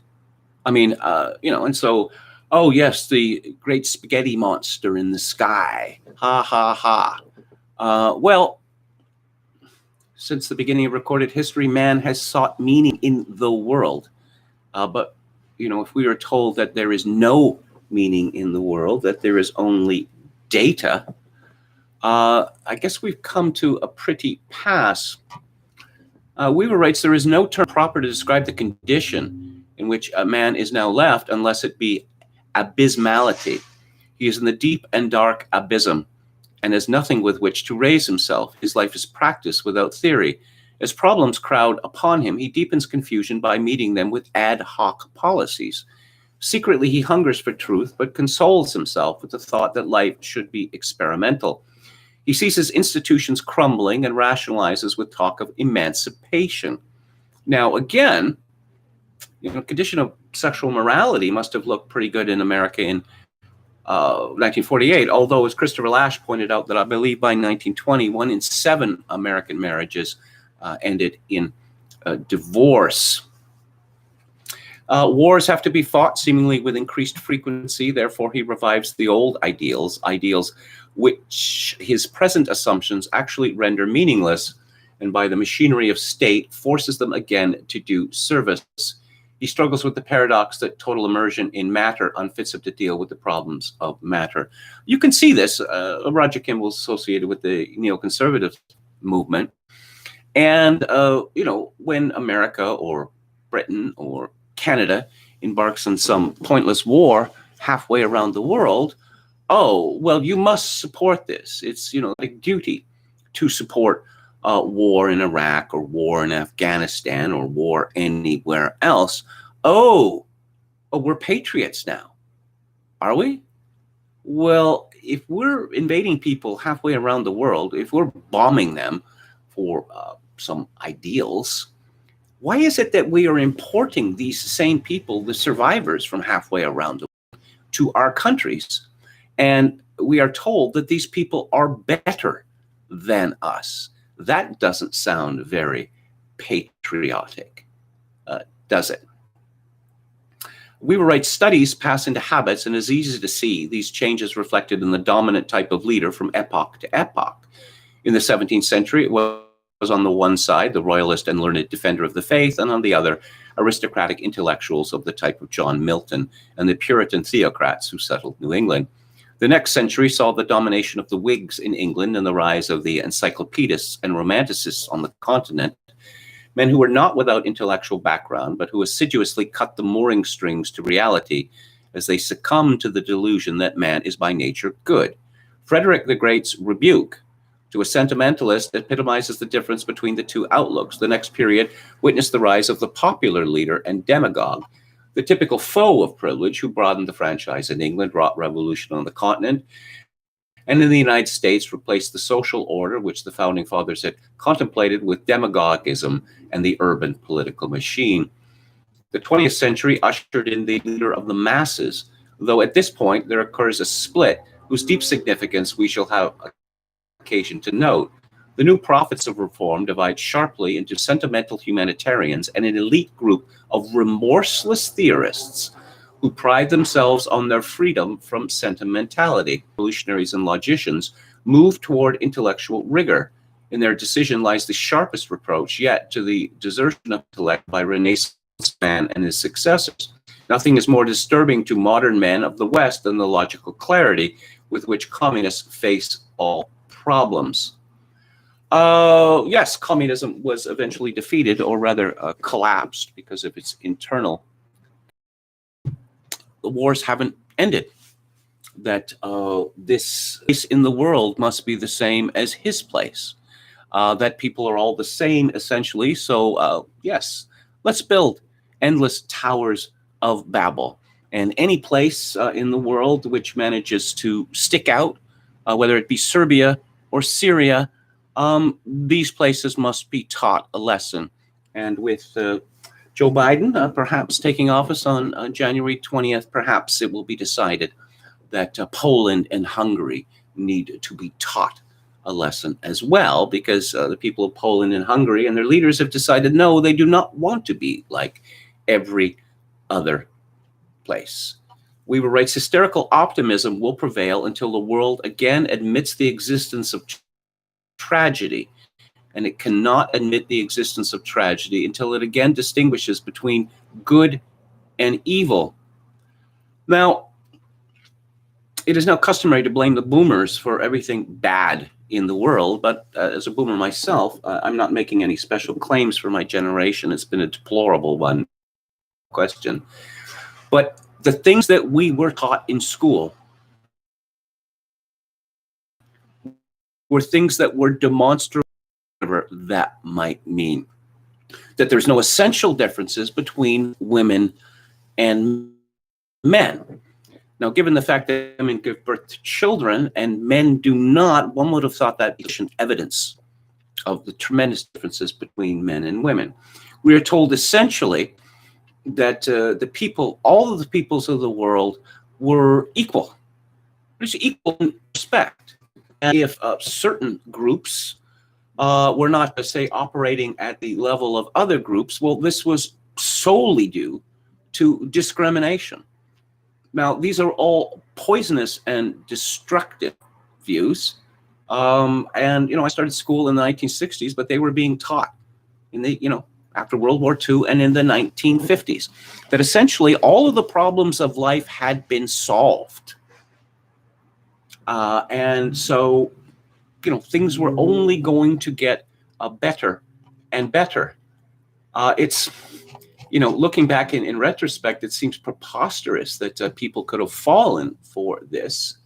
But as Weaver points out, ideas have consequences. There's a fascinating chapter called The Great Stereopticon. It begins with a quotation from Nietzsche. Sick are they always, they vomit their bile and call it a newspaper. Weaver begins, the disappearance of the primordial synthesis has profound consequences which are felt even by those below a level of philosophy, and it is they, ironically, who make the first effort to repair the damage.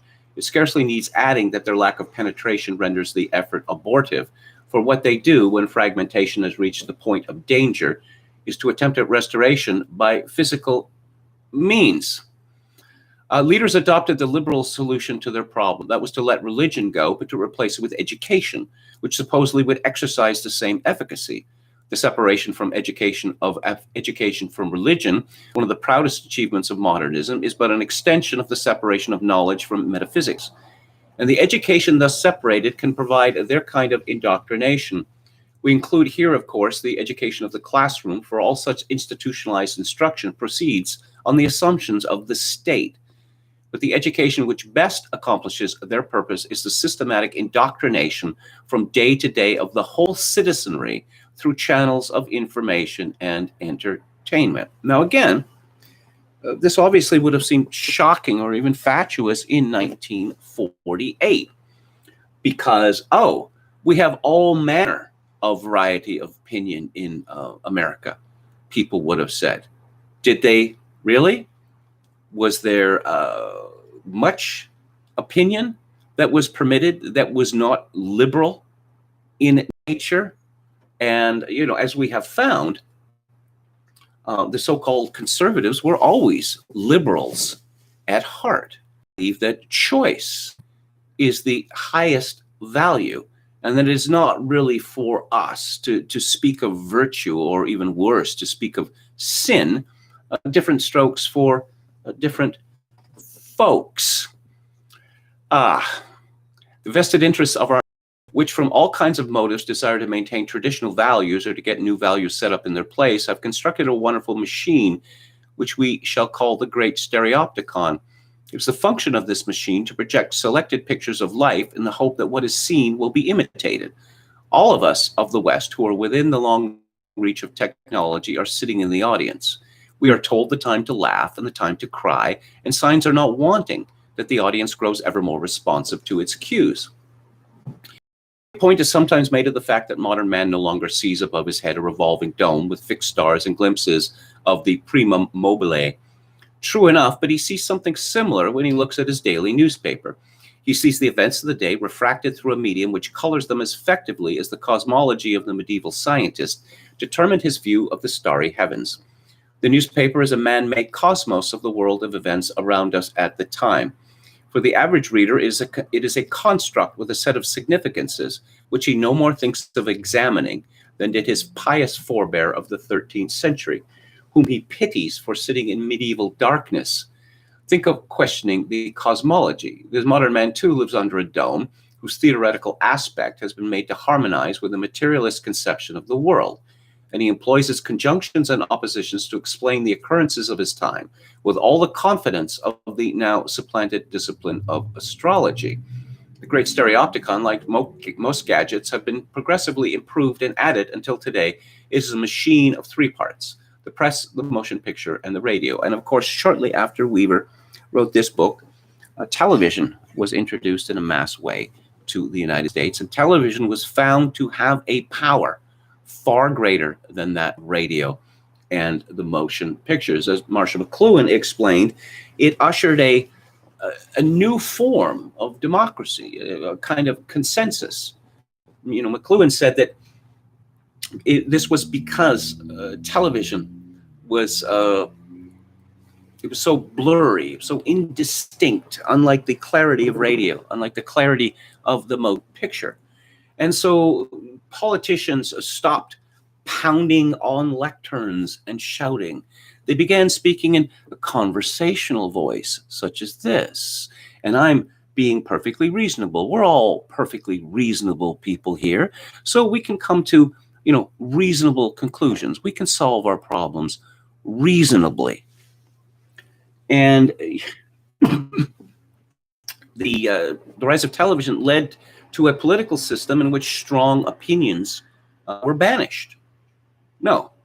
But then we see a change with the rise of the internet, that the internet is hot and not cool, and strong opinions, the internet favors strong opinions.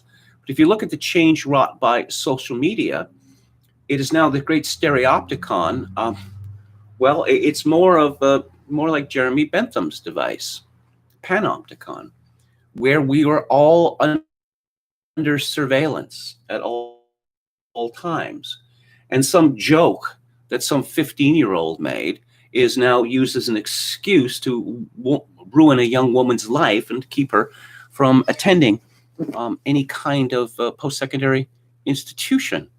It's really quite extraordinary that people use the internet to judge each other primarily, or to advertise their superiority to everyone else on Earth. The point of my digression about the development of new mass technologies was simply to demonstrate that they proceed from assumptions about the modern world that Weaver had made. That if you want to talk about opinion forming, that it used to be horizontal.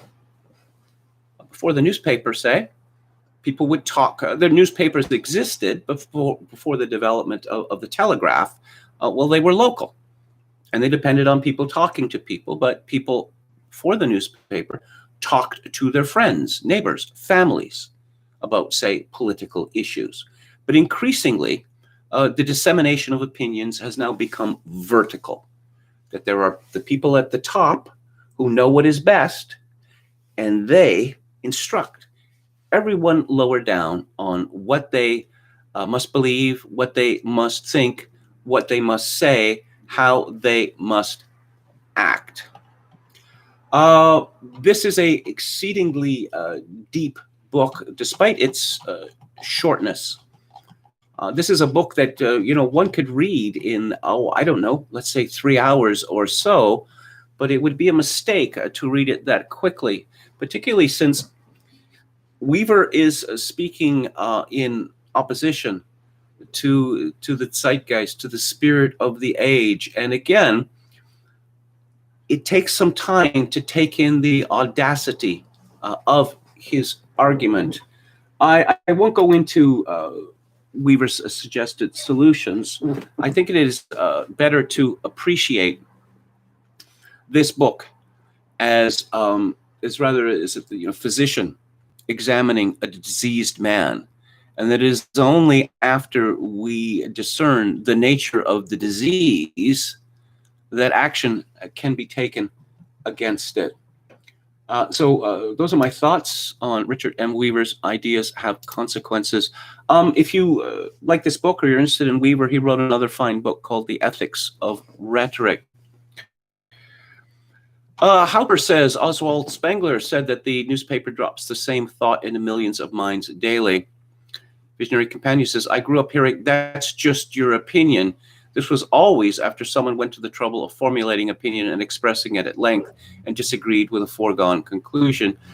It is both amusing and disheartening, this question of opinions, because it is exceedingly rare for people to come up with original thoughts.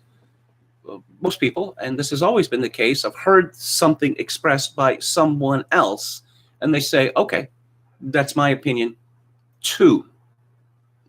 And so people who do come up with original thoughts, they run into trouble because no, we have a series of phrases, a series of buzzwords.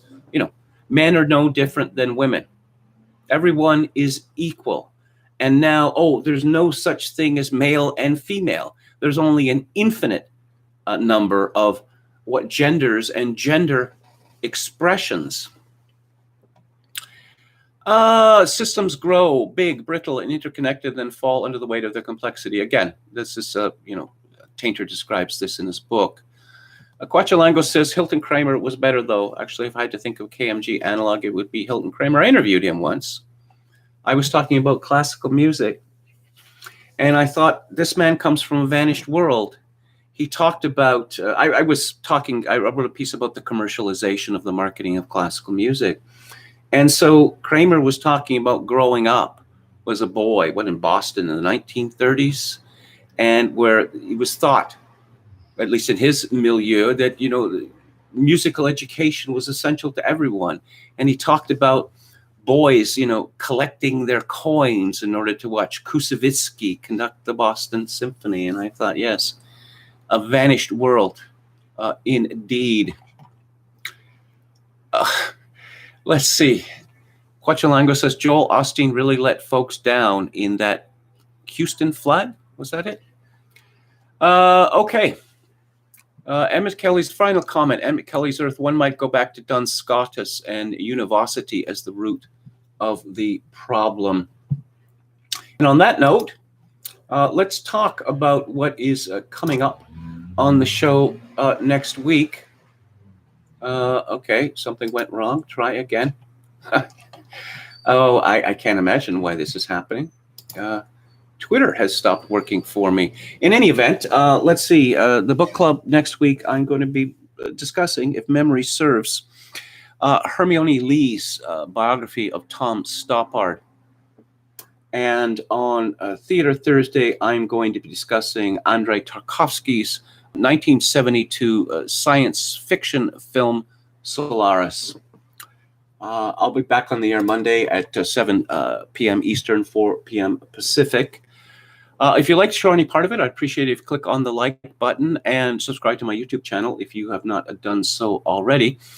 Let's see, have you thought of reviewing Louis Hartz's The Liberal Tradition in America if you haven't already? No, I hadn't. I'm not familiar with that book, but I will familiarize myself with it. If you'd like to make a donation to this live stream, very much appreciated at all times, and thank you so much who donated last year. Yes, I could really use donations because I need to find a place to live, a permanent place to live. My PayPal account is attached to Kevin_Grace@hotmail.com. Once again, Kevin_Grace@hotmail.com. If you're Canadian, donations can be sent directly via Interac at kevingrace@shaw.ca. And I will leave you with this. In these days of social atomization and civilizational collapse, I do dearly wish that you, my dear viewers and listeners, manage to form a genuine human connection in order to ease the burden. Good night.